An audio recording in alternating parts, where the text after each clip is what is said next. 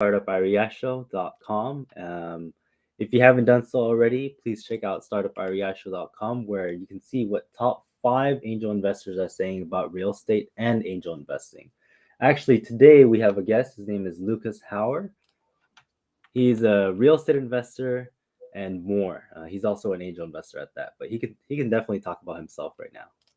Awesome. Hey, thanks for having me first off. And I really just want to touch on what you're doing because when I started, it's exactly people like you who gave me kind of that confidence, that clarity to really kind of take that leap and jump into doing real estate and investing in companies at an early age. So without people like you and providing the service that you do, it'd be, a lot harder for young individuals or older individuals to really get started. So first off, just want to commend you for, your service that you do. Thank you very much. And I think it just comes from the heart of like giving back. That's why I do what I do. But now I want to ask you at the deepest core, why do you do what you do? Yeah. So for a few reasons, my whole family kind of stems from, the entrepreneur world, very few employees, honestly. And Hmm. when I was growing up, I always saw, how they lived and how they operated, their business, their life, in all aspects. And I was just really drawn to it in the sense of kind of that freedom. Hmm. Um, Obviously some do better than others. It's very hard. As I'm realizing early on, it's not easy. I work more than I ever did, and with any company that I work for. But at the end of the day, I still have control of my time and what I want to do. And so it all stems from really kind of making the most money I can to help the most people I can to then allow me to be as free as I can. Right. So it really all comes down to freedom and control, and then also just being able to serve people at the highest level, whether that's money wise, time wise, all the above, but really freedom. And that's something I really want to commend you and thank you for, because like you've come onto this show and the theme of this show is giving back, and you willingly enough to come onto the show to like talk about your depth of knowledge, especially being mentored by Dean Graziosi, a little bit of Grant Cardone, and they were all there. I don't know if both of them were mentored by Tony Robbins, but essentially they all stemmed from Tony Robbins, and Yeah. that's where you're coming from too. And he comes from the gratitude of like giving back. So Yeah. um, I thank you for that as well. And so, as an investor yourself, as an angel investor and real estate investor, how does that all align to what you do professionally as an investor? Yeah. So basically, at the end of the day, I'll touch on real estate first. Okay. Really kind of what my partner and I are focused on is really raising money. So there's basically like kind of four main components to my business model right now, where it really is we have a wholesale business where we'll do about 5 deals a month, where we'll kind of wholesale Nice. some deals for cash flow. Correct. And then basically all of that is stacking capital for then our fix and flip business. So then we do fix and flips. And then what we'll do is we'll either fix and flip those properties or we'll keep them and hold them into our own rental portfolio.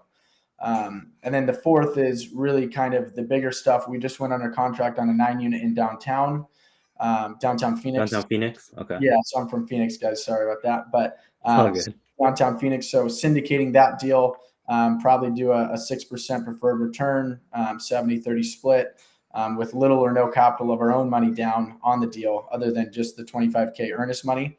Now Um, you're talking my language, but yeah, keep going. I like this. So really, those are the four components where basically, it starts with wholesale. We can cherry pick the deals that we really like and see that there's very minimal downside to it.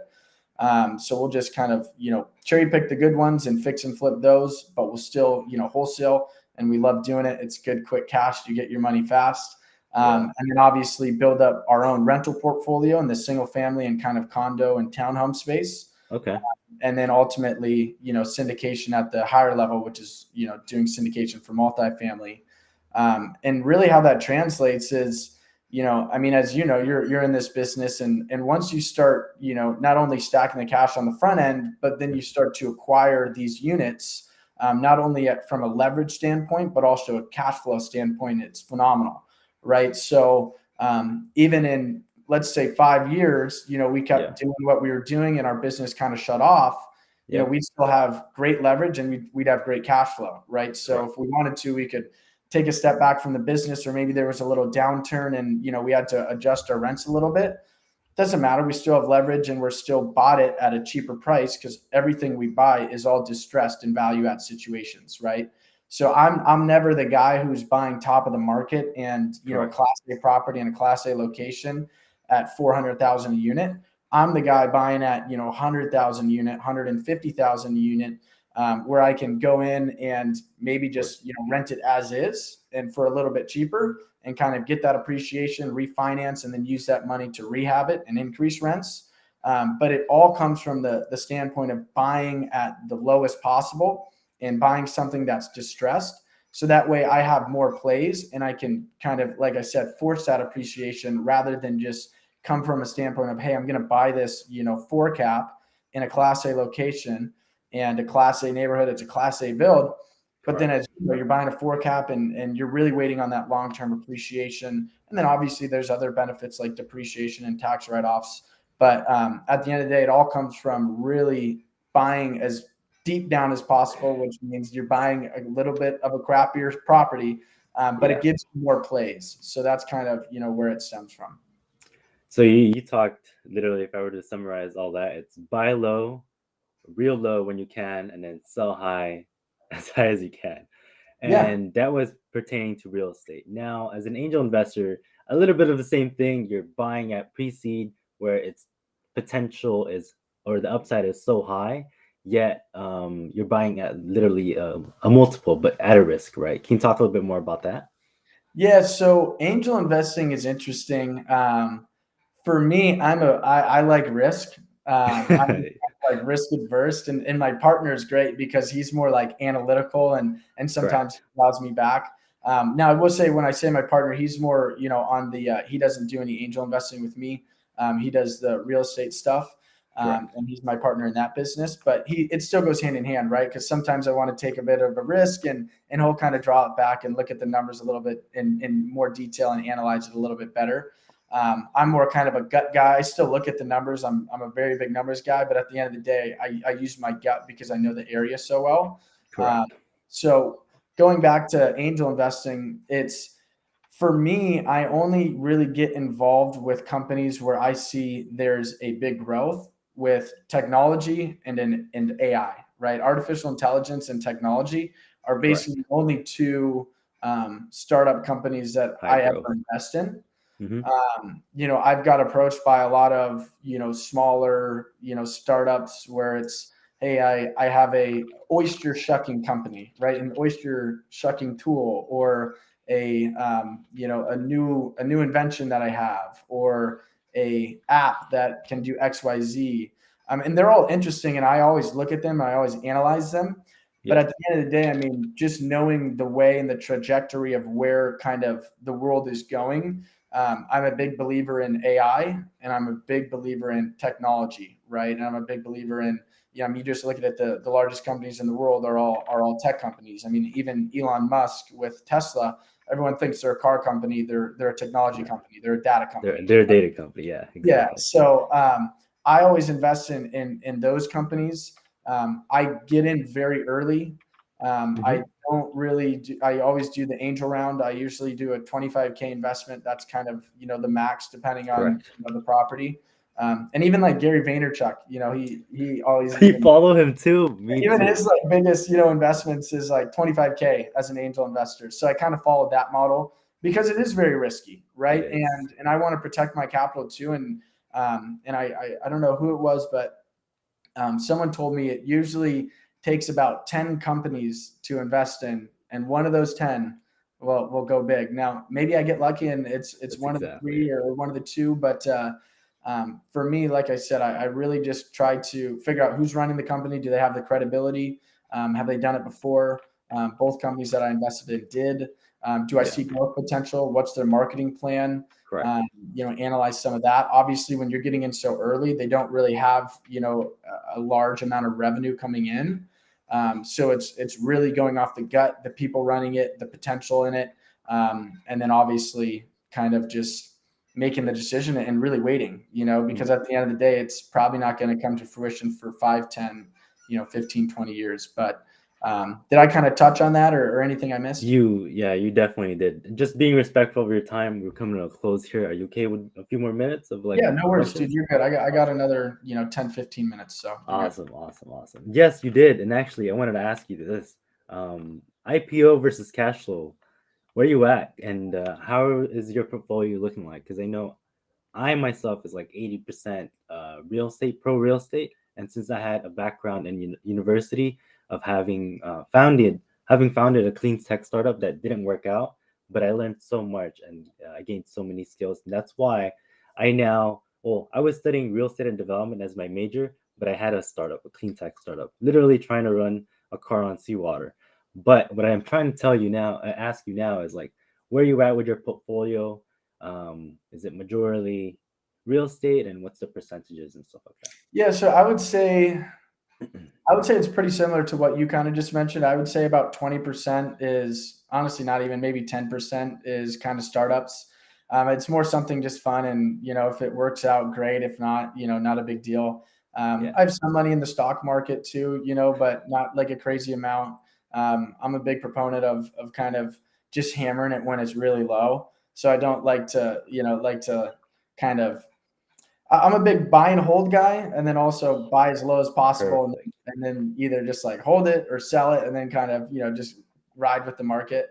But I also focus on what I'm good at, and what I'm good at is finding good deals in real estate, right? So predominantly, I would say 80-90% of my business and my cash flow and where all my time is really real estate, right? So between the wholesale company, the fix and flip company, the syndication, and then also our own rental portfolio, I'd say 80-90% of it is really all in that.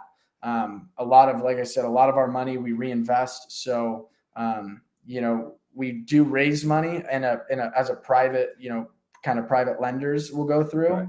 Hmm. But even in that regard, we usually use it for more of our fix and flip model. When it comes to the syndication, that's, obviously you're familiar with it. It's a whole different model.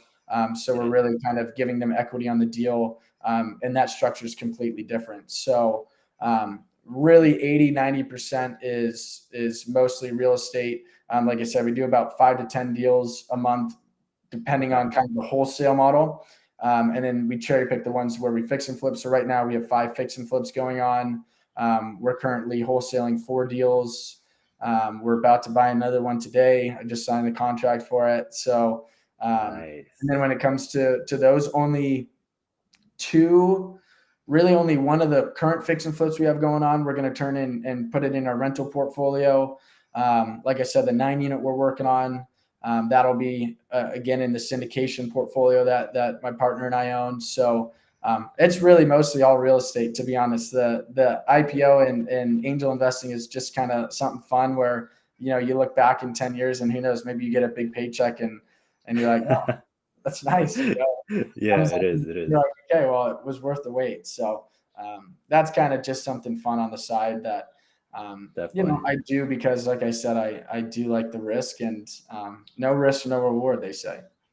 no risk, no reward, and go big or go home. So actually, let's see. I wanted to do wholesaling initially. No one hired me after I graduated, and so I started my own private equity firm. It's been a year now, and literally the last month, um, I got lucky to close and be part of, or just be given a piece of GP on a syndication deal as a fund manager. Even though it's really small, I don't want to disclose the percentage, but I can then say I help fund and manage the fund of a $12.3 million asset. That's 117 units.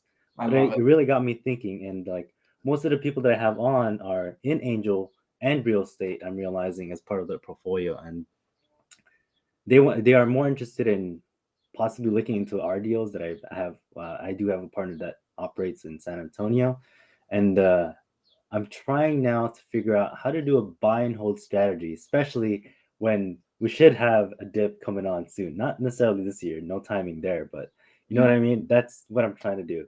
You have any thoughts on that? Yeah. So, like I said, when I love the buy and hold strategy. I mean, and you probably know this too. I mean, all of your mentors say buy and never sell, right? I mean, the goal is to Yeah. really own that asset and leverage that asset as long as possible. So I'm a big proponent of that. But what I like to do is, like I said, I'm all for the buy and hold model, but I always love buying at a discount. And the only way you can Right. buy at a discount is if you're buying, dilapidated, a little bit, class C properties where they need some work. Right. And the reason I like to do that is, and I always do buy and holds with that, but I buy low and I buy something that's in, not as good of shape. I'll go in, I'll renovate that property, right? And then I'll have not only all of that, and then even for a syndication model, it works even better because then you can pay off your investors faster, right? In the end Yeah. goal, like I love having investors because I need them, and I don't have tens of millions of dollars sitting in the bank to like fund these myself, of course. So what Right. I always do is if you can buy something and buy a property that needs to be renovated, go in and renovate that property and force that appreciation, and then also get that appreciation over 2 3 years and refinance. You could honestly pull out most of that refi money and pay out a lot of your investors, right? And then you're that Mm-hmm. asset, that 10 20 30 100 units is then majority your property rather than all of the other investors. And like we're saying, 70-30 split is usually what we do. So I mean, Yeah. sure, we have 30% of the property, but I want 100%. I'm not greedy, but at the end of the day, I mean, if I'm finding the deal and I'm doing all the work, and if I can pay off those investors to get majority shareholder of that property, that's my goal. So that is Yeah. why, I don't love buying top of, like class A properties that are already renovated, because you're going to have those investors in the deal for a longer period of time. Just because, you're working on appreciation. If it's not a value add, it's not going to get appraised for more money. It's really just going to go that slow appreciation route. And sure, that's great in times of COVID. If that happened again, where in Arizona property prices shot up 25% in one year, but you Yeah, can't it bank did. on that. You can't That's really bank correct. on that.